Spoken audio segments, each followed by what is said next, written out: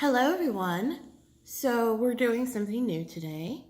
I think I've told you guys how much I really wanted to get a new tarot card deck, and I finally got one. So this is it. This is the tarot. The writing is it's iridescent, so it's really hard to see, but it actually says fountain. So this is the fountain tarot card deck. I surprisingly got it from TJ Maxx, and which was really weird because I didn't know that they sold tarot card decks. And I also didn't think I would find one that I really, really like, actually. Originally, it was $40. I got it on sale, I think for like $15 or $18 maybe. It was a lot cheaper than what it should have been. So thanks, TJ Maxx, because I'm gonna tell you right now, if a deck is over like 20 bucks, I'm not looking at it. Yeah, so we've got this, and we're gonna open it up instead of just taking a picture and showing you guys. And I'll also take a picture of the actual like design of the cards too, because I don't know how this is gonna look in video. I've never done this before, so I don't know. So let's see. Got my scissors that don't always cut because I'm weird.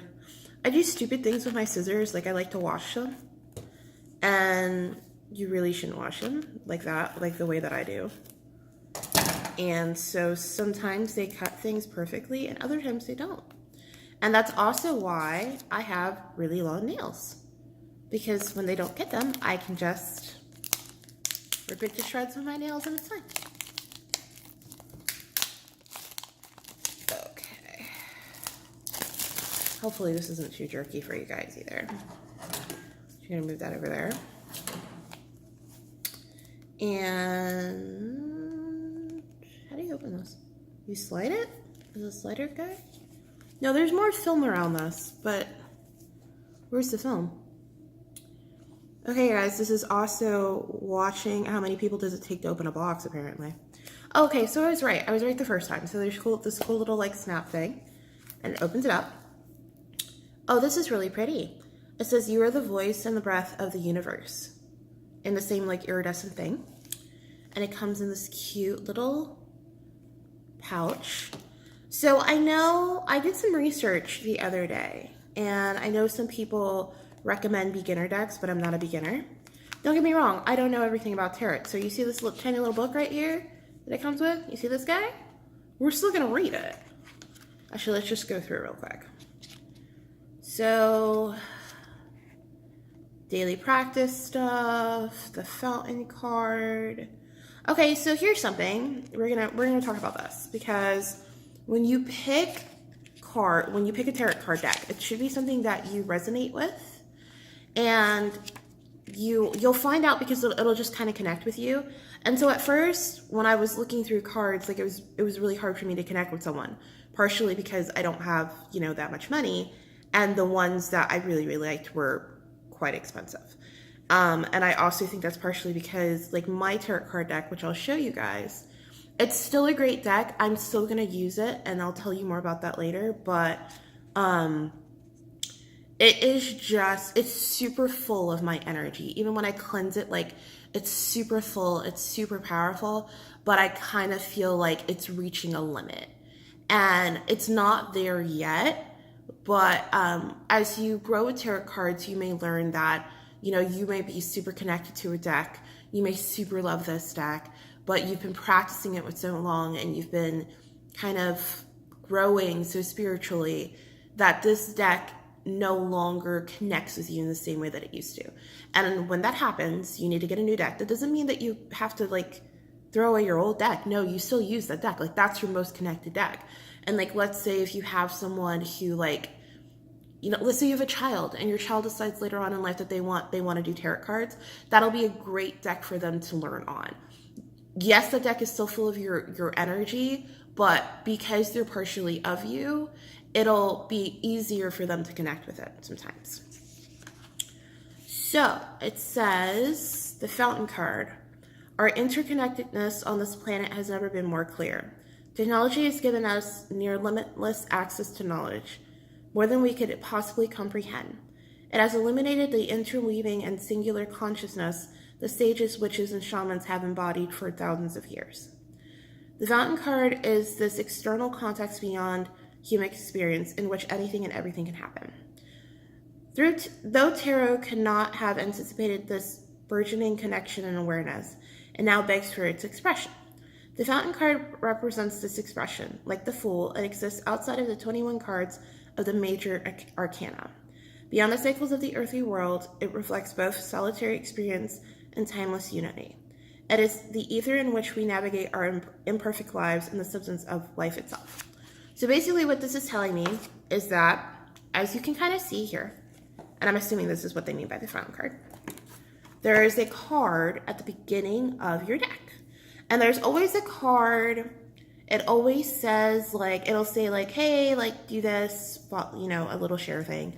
And there's normally a card that will also tell you, like a prayer or a spell or something to say to truly connect with the cards. You don't have to do it. If that's not what you want to do, you don't. But like with my fairy card deck, I don't do it. I used to do it. I have my own thing that I do. Normally, I light, like, when I'm trying to get answers, I light a candle. Sometimes I'll bring a bottle of water. Like right now, I'm very connected to water right now. This is probably the most connected I've been in a really long time. And like I'm always connected to rain, but now I'm connected to like sea and sea life, like to the point that I can't even eat fish, which sucks because I like fish. So I won't be, I may still light my candle, and normally I light the candle and I say like I cleanse this space, and I cleanse myself. Or I'll say, with this fire and with this flame, I cleanse my space and I cleanse myself. So that's just what I'll do. And I'll do that to also make sure that I have like a good little, I go into every tarot card reading, and this is how you should do it too. You should go into every tarot card reading with the clearest mind. And you can set intentions. Like if you're reading for someone else, they ask a question, you can set intentions to assist that person. But you should never go into it with like a negative mood at all. So this is also to show you what the back of these cards look like. They are actually really thick. They're thick as far as like the deck goes. Like they're thick. Like they feel dense. The actual cards themselves feel pretty light. So this is the fountain. This is the card they're talking about. So essentially what they've done is they've included an extra tarot card. And that's going to be your fountain card. And I mean, I suppose like, and it'll tell me more in the book, but I suppose like you could still like shuffle with this, because this isn't what I thought it was. I thought it was going to be like a little set intention to better connect with your cards. Also, we have an Instagram. So if you like this deck or you want to support these people, Fountain Tarot. But so this is the Ace of Wands, Swords. I'm so sorry about that. So Ace of Wands, the Swords, Cups, and so the coins is basically what the Pentacle deck would be. Which this was my only issue with this deck. Like this was the one thing I was a little like concerned about, because I prefer them all to have the same names that anyone goes by, because I am currently making a tarot card journal, and it's kind of difficult to make a tarot card journal with the names of the cards, the traditional names, when somebody changes it. But it's not that much of a big deal. I know what it is. It's not a big deal. And it'll be in this book too. This is a Lovers, which looks really nice. So all these cards feel very nice. They have some weight to them, and they feel really nice. So we're going to put these, because we're not going to do anything with them right now. We're going to put them back in here. Back in the box they go. Well, okay, there we go. So let's see what else is in here. So see, all right, so we've got felt card, like this is the major arcana, minor arcana, the suits, sample layouts and spreads. So let's go to page 7. It's kind of a little, I still like the deck. So while I'm raising all these concerns, I still like the deck. But it's kind of a little annoying. So like this is great. Like I like all this text. And this is why some decks are good for beginners and some aren't. So like this deck might confuse somebody if they didn't know that there's no pentacles and they're looking for the pentacles, or they Google like this card and they can't find what they're looking for. In other words, if you lose this book, you might not know that the deck that the minor arcana set that you're missing is pentacles. So it's got this stuff. It just goes through and tells you like what each card means, which is great. And I think I was trying to get to a page and I forgot it. I'm sorry.